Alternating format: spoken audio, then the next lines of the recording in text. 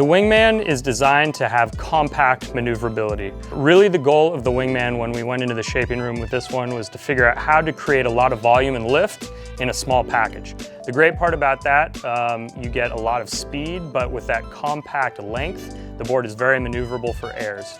The Wingman features kind of a more volume-inspired mid-body that tapers at the tip and the tail. A lot of the lift and buoyancy of the board is in the center line, which allows us to create a board that rides much bigger than the size that it actually is.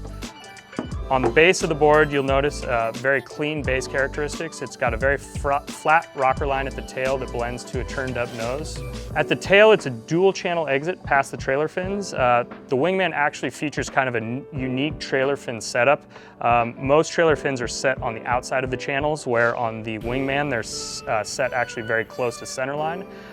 What this does for an athlete is it allows the board to offer maximum grip off the back foot without interfering in the speed or the maneuverability. You then transition into the larger surf style fins at the front of the board. It can be ridden either way. It can be ridden as a 2-fin larger surf fin or as a quad style fin, depending on the grip and speed you're looking for. The Wingman does feature true FCS2 fin blocks. The great part about FCS2 is it is a toolless system, so when you pull this thing out of the box, you can pop them in and you're right to the lake. If you want to make sure that they are locked in place, they do feature the Allen key setup there, so you can lock the fins in place. The Wingman is a full epoxy construction. The great part about epoxy construction is it does yield a very rigid layup. A rigid layup just generates to a lot of response and speed underfoot. The Wingman features a fully machined EVA traction pad with our corduroy grip. The great part about corduroy is it is very grippy while still being subtle underfoot. We do have a slight kicktail at the rear just for a little added leverage.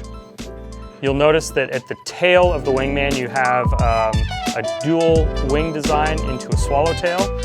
Really what that's designed for is a little added traction when you're initiating the heel or a toe off the back foot. And by moving your pivot point closer using the swallowtail, it's just maximum response off the fins that are underneath. Overall, the Wingman is a much more compact design by packing a lot of volume through the forebody of the board. The great part about that is it rides much bigger than it actually is, offering riders much more maneuverability in a smaller package.